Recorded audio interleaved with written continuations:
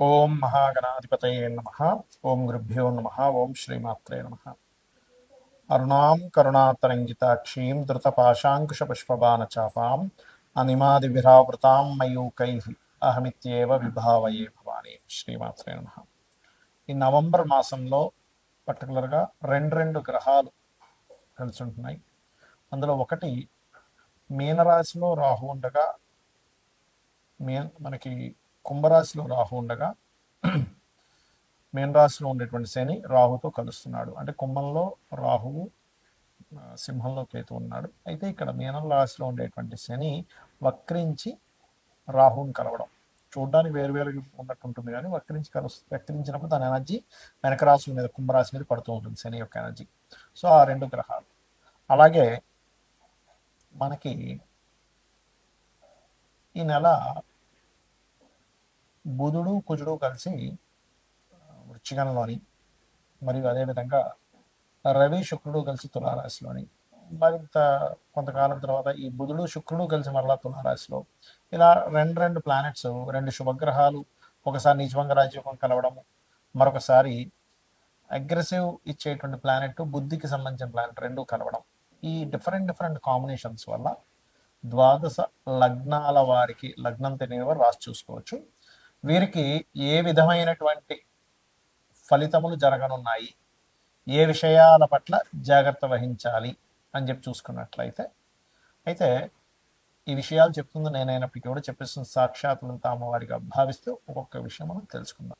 కర్కాటకం వారికి కనుక చూసుకున్నట్లయితే ప్రధానంగా ఇక్కడ కర్కాటక రాశి లేదా కర్కాటక లగ్నము అనుకోండి, మీకు అష్టమంలో రాహు ఉంటూ శని వచ్చి అక్కడ ఒక 2 ప్లానెట్స్ యొక్క ఎనర్జీస్ కనెక్ట్ అవుతున్నాయి. కాబట్టి ఎట్టి పరిస్థితుల్లో కూడా వాహనాల మీద వెళ్ళేటప్పుడు కాస్త జాగ్రత్తగా ఉండండి. తాతగారి ఆస్తికి సంబంధించినటువంటి అంశంలో ఏమైనా మోసపూరితమైనవి ఏమైనా జరగబోతున్నాయా అనేటువంటి అంశాన్ని గుర్తుపెట్టుకోండి. అంటే కొంచెం అబ్జర్వేషన్లో ఉండండి, అది ప్రధానంగా. బికాజ్ ఆఫ్ మీకు 2వ స్థానంలో, ధనస్థానంలో కేతు ఉన్నాడు. సో కుటుంబ సభ్యులతో దూరంగా ఉండే ఇట్లాంటివి ఇస్తూ ఉంటుంది. అయితే ఇక్కడ మనం 2 ప్లానెట్స్ కాంబినేషన్స్ గురించి మాట్లాడుకుంటున్నాం కాబట్టి ఫ్రెండ్స్, షేర్ మార్కెట్, అలాగే సినిమా ఫీల్డ్కి సంబంధించిన క్రియేటివ్ రిలేటెడ్ సంబంధించిన వాటికి కారక స్థానం పంచమం. అక్కడ మీకు కుజుడు బుధుడు కనెక్ట్ అయి ఉన్నాడు.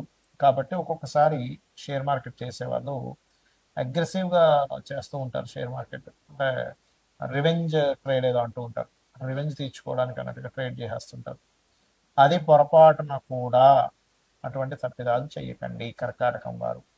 ఫ్రెండ్స్, అలాగే ఒక్కొక్కసారి ఎవరైనా మనం ఇష్టపడి వాళ్ళకి ప్రపోజ్ చేస్తే వాళ్ళు రిజెక్ట్ చేస్తూ ఉంటారు, వాటి వల్ల గొడవలు వస్తూ ఉంటాయి. సో స్నేహితులు అండ్ అదేవిధంగా షేర్ మార్కెట్, లవ్ మ్యాటర్స్ విషయంలో, సంతానానికి సంబంధించిన అంశంలో ఏదైనా ఒక నిర్ణయం తీసుకునేటప్పుడు జాగ్రత్తగా ఉండండి. బికాజ్ ఆఫ్ మీకు ఈ 2 గ్రహాలు కుజుడు బుధుడు పంచమంలో కలిసి ఉన్నారు కాబట్టి. ఇక అలాగే 2వ తేదీ నుంచి ఎప్పుడైతే శుక్రుడు నీచ స్థానం నుంచి వెళ్ళిపోతాడు, నీచంలో ఉన్నంతసేపు మీరు స్త్రీలతో మాట్లాడేటప్పుడు కొంచెం జాగ్రత్తగా ఉండాలి. ఎప్పుడైతే నీచం నుంచి నీచభంగ రాజయోగంలోకి వెళ్తాడో, ప్రధానంగా రైతులకి, ఎందుకంటే 4వ స్థానం ఈ భూములు, ఆస్తులు, కన్స్ట్రక్షన్స్, వాహనాలు వీటికి సంబంధించింది. కాబట్టి రైతులకి కొంతవరకు ఇది మంచి ఇదిగా చెప్పుకోవచ్చు. రియల్ ఎస్టేట్ రంగాల వారికి 2వ తేదీ నుంచి ఈ రవి శుక్రుడు నీచభంగ రాజ్యోగం కలుగుతుంది, బాగుంది. అయితే ఇక్కడ ఏంటంటే ఎక్కువగా గణపతిని ఆరాధిస్తూ ఉండాలి. ధనస్థానంలో కేతు ఉన్నది. ఎంత మీరు గణపతి ఆరాధన, సుబ్రహ్మణ్యేశ్వర స్వామి ఆరాధన చేస్తారో అంత మీకు బాగుంటుంది. చాలామంది జాతకం చెప్పించుకోవడం వల్ల ఉపయోగాలు ఏమిటి అనేటువంటి అడుగుతున్నారు. అయితే నేను మీకు ఒక క్లారిటీ ఇస్తున్నాను, గుర్తుపెట్టుకోండి. జాతకం చెప్పడం అంటే ఎంతసేపు ఏలినాడు శని ఉంది, మీకు ఫలానా కాల్సపయోగం ఉంది, లేదా గండం ఉంది, ఇలాంటివి మాత్రమే కాదు. అవన్నీ చాలా చిన్న అంశాలు ఏలినాడు శని అనేటువంటిది. ఎందుకంటే నేను నా ఎక్స్పీరియన్స్తో చెప్తున్నాను. జాతకం చెప్పిన తర్వాత ఏమంటే నాకు ఏలినాడు శని మీరు మాట్లాడలేదు అంటాడు. అది కాదు. అసలు జాతకం చెప్పడం అంటే కేవలం ఏలినాడు శని గురించి మాట్లాడడం కాదు. ఇది ఫస్ట్ గుర్తుపెట్టుకోండి. మీ జాతకం ఏం చెప్తుంది, మీరు పడుతున్నటువంటి శ్రమకి, మీరు టైం స్పెండ్ చేస్తున్నటువంటి సమయానికి ఏ మార్గంలో వెళ్తే మీకు అన్ని విధాల లైఫ్లో బాగుంటుంది అనేటువంటి ఒక పర్ఫెక్ట్ డైరెక్షన్ని చూపించేది జ్యోతిష్యం, గుర్తుపెట్టుకోండి. అంటే మీరు ఇప్పుడు మీ ధనయోగం పలానా దాంట్లో ఉందనుకుందాం కాసేపు, ఏ టీచింగ్ దాంట్లోనో, హోటల్ దాంట్లోనో, ఫ్యాషన్ దాంట్లోనో ఉంది. కానీ వాటిని వదిలేసి ఇంకోటి ఏదో బిజినెస్ చేస్తున్నాం, లేకపోతే ఇంకోటి ఏదో చదువుతున్నాం. అంటే మనం వెళ్ళాల్సినటువంటి డెస్టినీ ఏదైతే ఉందో ఆ రూట్లో మనం జర్నీ చేస్తే ఆ డెస్టినీని ఎలా చేరుకుంటామో అలాగే జన్మజాతకంలో చాలా క్లియర్గా మనం ఒక బిజినెస్ స్టార్ట్ చేస్తున్నాం, ఇది రైట్ టైమా కాదా, లేనట్లయితే మనం ఒక విషయాన్ని చదువుతున్నాం, ఒక ఒక విషయం నేర్చుకుంటున్నాం, ఒక స్కిల్ కావచ్చు, లేనట్లయితే ఏదైనా కావచ్చు, అది మీకు ఎంతవరకు పనిచేస్తుంది, లేదా ఒక ప్రాజెక్ట్ స్టార్ట్ చేస్తున్నారు, this is the right time or not. Not only project ఒకటే కాదు, చదువుకోవడం ఒకటే కాదు, బిజినెస్ ఒకటే కాదు, మీ లైఫ్లో మెయిన్ ఈవెంట్స్ ఉంటాయి. అంటే ఎలాంటివి? మ్యారేజ్. చాలామంది చూడండి వాళ్ళ రేపు మ్యారేజ్ చేసుకుంటున్నారు, నెలల్లోని, రోజుల్లోని, సంవత్సరాలు, కొన్ని సంవత్సరాలు విడిపోయిన వాళ్ళు ఉంటున్నారు. ఇందుకు కారణం ఏమిటి అంటే ఇక్కడ మీ పర్సనల్ చార్ట్లో అసలు రైట్ టైం ఏంటి వివాహం చేసుకోవడానికి. ఇక్కడ జరుగుతుంది ఏంటంటే ముహూర్తం పెట్టుకున్నప్పటికీ కూడా బ్రహ్మాండమైన ముహూర్తం అన్నారండి, వాళ్ళు చాలా వివాహాలు జరిగాయి కానీ విడాకులు అయిపోతున్నాయి. ఎందుకు అంటే బికాజ్ ఆఫ్ ముహూర్త బలం కొంతవరకు పనిచేస్తుంది, కానీ మీ పర్సనల్ చార్ట్లో మీరు ఎప్పుడు వివాహం చేసుకుంటే మంచిది అనేటువంటి చాలా స్పష్టంగా ఉంటుంది.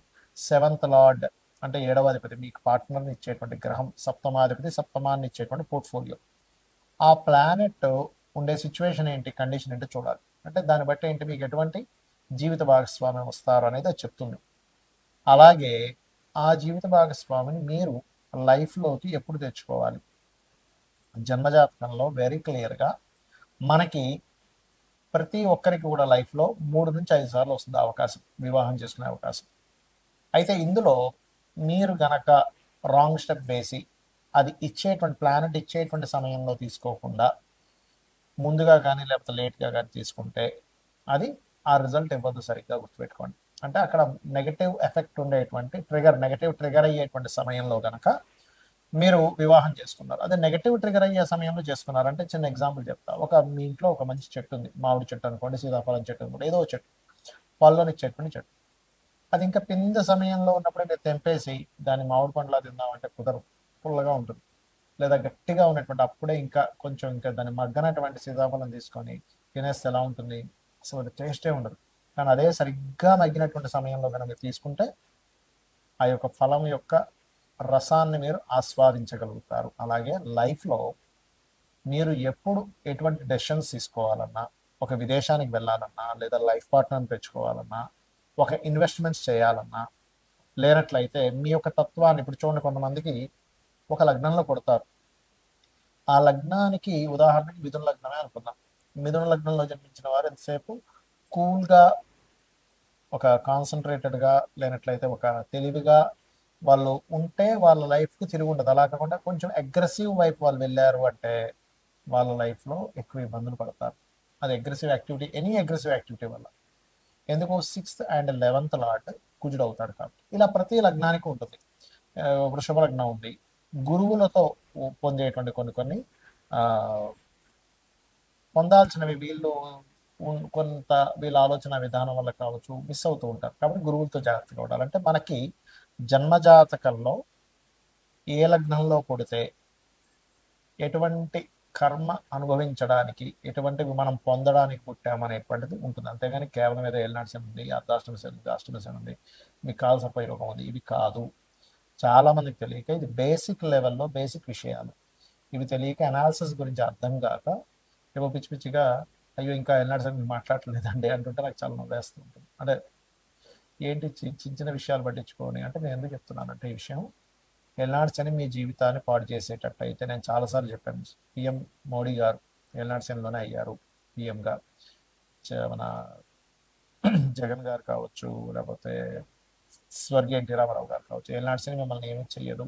స్లో అవుతుంటాయి పనులు, కొంచెం అవమానాలు పడుతుంటారు, కొంచెం స్ట్రెస్ ఎక్కువ పెరుగుతుంటుంది, అంత మాత్రం చేత జీవితం ఆగిపోతుంది. గుర్తుపెట్టుకోండి. శ్రీమాత్రే నమః.